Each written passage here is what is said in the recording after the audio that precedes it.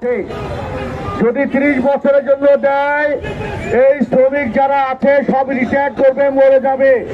বন্দরে একজনও শ্রমিক থাকবে না বন্দর চালানোর জন্য। 30 বছরের পরে যদি এটা ফেরতও দেয়, বন্দর চালানোর বন্দরের সক্ষমতা থাকবে না, বন্দরকে পঙ্গু করে দেওয়া হবে। তাই তারা শুধু 30 বছর না, তারা আগামী 100 বছরের পরিকল্পনা করছে। ইস্ট ইন্ডিয়া কোম্পানি বাংলাদেশে ঢুকে যেভাবে 200 বছর দেশে রাজত্ব করেছে, এই সরকার চাচ্ছে বিদেশিদের হাতে তুলে দেওয়ার জন্য। বিদেশিরা যেন চুপ চুপ ভাবে, আমেরিকা যেন আজকে দেখেছি আমাদের দেশে তারা নৌঘাটি করতে চায়, তারা একটি বন্দর চায়। এই বন্দর কি আমেরিকার হাতে তুলে দেওয়া হবে কিনা আমরা জানি না।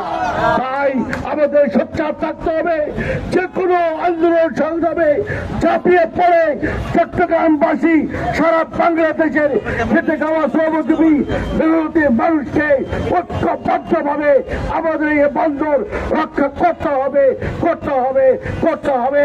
এই আন্দোলনে সবাইকে ঐক্যবদ্ধ থাকার আহ্বান জানিয়ে আমি আমার সংক্ষিপ্ত বক্তব্য শেষ করলাম। আল্লাহ হাফেজ।